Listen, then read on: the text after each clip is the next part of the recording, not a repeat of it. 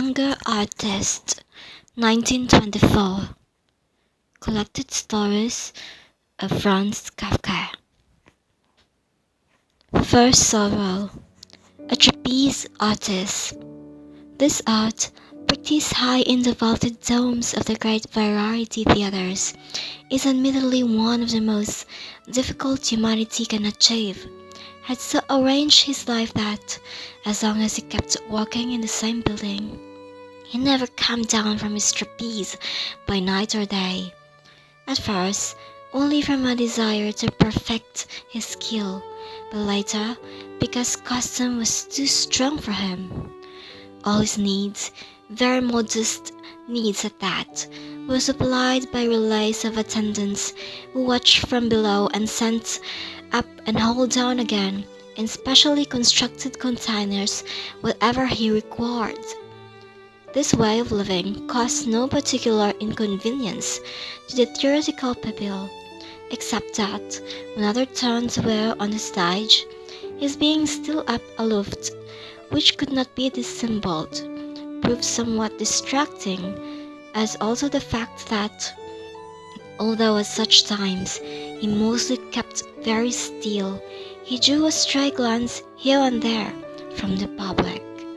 Yet the management overlooked this, because he was extraordinary and unique artist.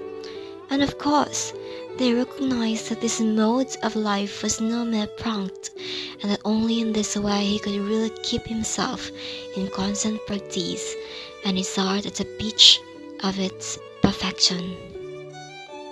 Besides, it was quite helpful up there, and when in the warmer seasons of the year, the side windows all around the dome of the theater were thrown open and sun-fresh air came pouring irresistibly in the dusky vault. It was even beautiful. True, his social life was somewhat limited.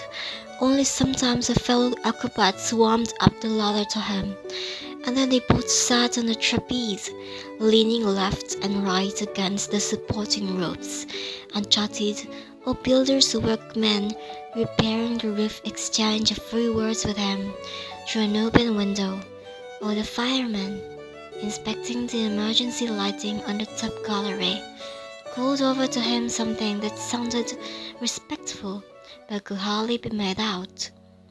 Otherwise, nothing disturbed his seclusion. Occasionally, perhaps, some theater hands straying through the empty theater of an afternoon gazed thoughtfully up on the great height of the roof, almost beyond eyeshot, with the trapeze artist, unaware that he was being observed, practiced his art or rested. The trapeze artist could have gone on living peacefully like that, had it not had been for the inevitable journeys from place to place, which she found extremely trying. Of course, his manager saw to it that his sufferings were not prolonged 1 moment more than necessary. For town travel, rising automobiles were used, which whirled him by night, if possible, or in the early hours of the morning, through the empty streets at breakneck rate, too slow all the same of the trapeze artist's impatience. For railway journeys, a whole compartment was reserved, in which the trapeze artist, as possible, but which, alternative to his usual way of living, could pass the time up on the luggage rack in the next town under circuit. Long before he arrived, the trapeze was already slung up in the theater, and all the doors leading to the stage were flung wide open, all corridors kept free. Yet the manager never knew a happy moment until the trapeze artist set his foot on the roof ladder, and in a twinkling at long last hung aloof on his trapeze. Despite so many journeys having been successfully arranged by the manager, each new one embarrassed him again, for the journeys, apart from everything else, got onto the nerves of the artist a great deal. Once when they were again traveling together, the trapeze artist lying on the luggage rack dreaming, the manager leaning back in the opposite window seat reading a book, The trapeze artist addressed his companion in a low voice. The manager was immediately all attention. The trapeze artist, biting his lips, said that he must always in future have two trapezes for his performance instead of one. Two trapezes opposite each racing automobiles were used, which willed him, by night, if possible in the earliest hours of the morning, through the empty streets at breakneck speed, too slow all the same for the trapeze artist's impatience.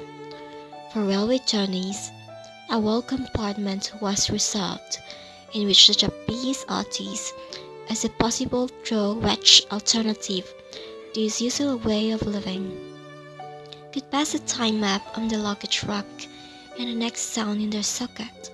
Long before he arrived, the trapeze was already slung up in the theater, and all the doors leading to the stage were flung wide open.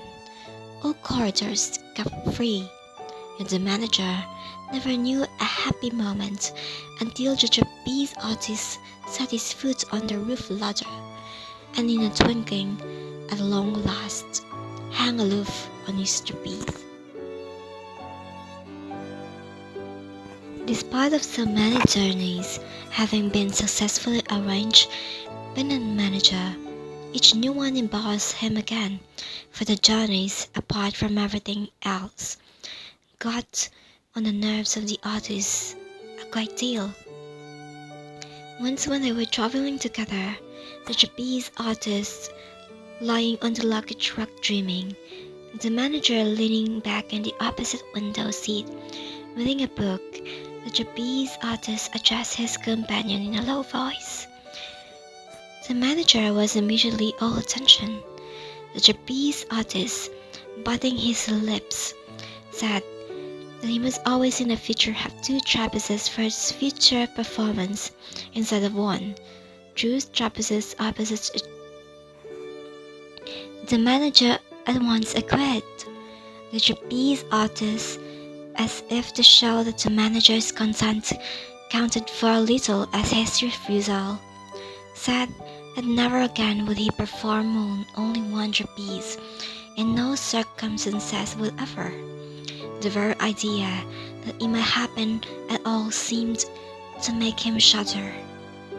The manager, watchfully feeling his way, once more emphasized his entire agreement. Two trapezes were better than one. Besides, it would be an advantage to have a second bar. More variety would be introduced into the performance. At that, the trapeze artist suddenly burst into tears. Deeply distressed, the manager sprang to his feet and asked what was the matter. Then getting the answer, climbed up on the set and caressed him, cheek to cheek, so that his own face was bedoubled by the trapeze artist's tears. Yet it took much questioning and soothing endearment until the trapeze artist sobbed, "Only the one bar in one hand. How can I go on living?" It made it somewhat easier for the manager to comfort him. He promised to wire from the very next station for a second trapeze to be installed in the first town in their circuit, reproached himself for having let the artist work so long on only one trapeze, and thanked and praised him warmly for having at last brought the mistake to his notice. And so he succeeded in reassuring the trapeze artist little by little, and was able to go back to his corner. But he himself was far from reassured.